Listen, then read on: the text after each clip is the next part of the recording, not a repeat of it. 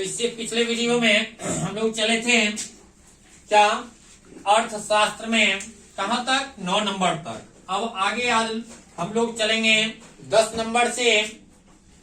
तो 10 नंबर में जो प्रश्न बोला जा रहा है वह बोला जा रहा है आर्थिक नियोजन क्या है। क्या प्रश्न है? आर्थिक नियोजन क्या है। तो जब राष्ट्र अपने प्राथमिकताओं के अनुसार देश के विभिन्न संसाधनों का विभिन्न विकासात्मक क्रियाओं में प्रयोग करता है तो आर्थिक नियोजन कहलाता है। तो क्या कहलाता है? आर्थिक नियोजन कहलाता है। भारत का योजना आयोग प्रायः 5 वर्षों के लिए राष्ट्रीय आर्थिक विकास की योजना बनाता है। अब यहां पूछ देगा जो भारत का योजना आयोग कितने वर्षों के लिए राष्ट्रीय आर्थिक विकास की योजना बनाता है, तो क्या जवाब हम लोग देंगे? 5 वर्षों के लिए। कितने वर्षों के लिए? 5 वर्षों के लिए। नेक्स्ट जो प्रश्न है 11 नंबर, वह शाख मुद्रा किसे कहते हैं? क्या है? शाख मुद्रा किसे कहते हैं? तो शाख मुद्रा का माध्यम कागज ही है। क्या है? कागज ही है। किंतु बगैर बैंक के लेन देन के शाख की प्रक्रिया पूरी नहीं की जा सकती है। अब कहा जा रहा है जो कागज है, लेकिन क्या है, बैंक में जो है लेन देन करने के बाद ही क्या हो सकता है, शाख बनाया जा सकता है।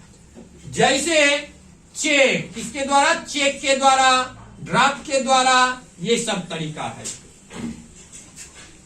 आगे है नेक्स्ट 12 नंबर, वित्तीय संस्थान से आप क्या समझते हैं? क्या है? वित्तीय संस्थान से आप क्या समझते हैं? तो किसी भी देश में आर्थिक विकास के लिए उद्यम एवं व्यवसाय की आवश्यकता होती है। अब कोई भी देश जो है विकास जो करेगा उसके लिए क्या है, व्यवसाय जरूरी है। व्यवसाय अगर नहीं है उसके लिए, कोई उस देश के लिए, तो वह देश क्या हो सकता है, विकास नहीं कर सकता है। उद्यम एवं व्यवसाय संस्थागत अथवा व्यक्तिगत हो सकते हैं। अब कहा जा रहा है ये जो है क्या है, या तो कोई सरकारी संस्था के द्वारा हो सकता है या फिर कोई निजी व्यक्ति के द्वारा भी हो सकता है।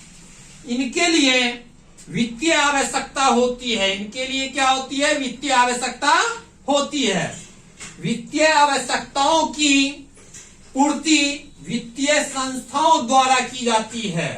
अब यहाँ पूछ दिया जाएगा जो वित्तीय संस्थाएं क्या करती है, तो वित्तीय संस्था का क्या काम है? तो वित्तीय संस्था का जो काम है वह क्या है, आवश्यकता जो भी है उसको क्या करना, पूरा करना। क्या करना? पूरा करना। ये वित्तीय संस्थाएं राज्य द्वारा संपोषित होती है। ये वित्तीय संस्थाएं किसके द्वारा? तो राज्य द्वारा संपोषित होती हैं। तथा केंद्रीय बैंक, अब यहाँ ऑब्जेक्टिव में पूछ दिया जाता है, दे दिया जाता है जो केंद्रीय बैंक कौन सा है, तो हमें किस पर लगाना है? भारतीय रिजर्व बैंक पर। केंद्रीय बैंक कौन है? भारतीय रिजर्व बैंक। तो बताया जा रहा है केंद्रीय बैंक द्वारा दिए गए निर्देशों के अधीन निश्चित मापदंड पर कार्य करती है। मतलब यह जैसा जो है क्या है, निर्देश देता है उस अनुसार वह कार्य किया जाता है। तो फिर आगे हम मिलते हैं नेक्स्ट वीडियो में। तब तक धन्यवाद।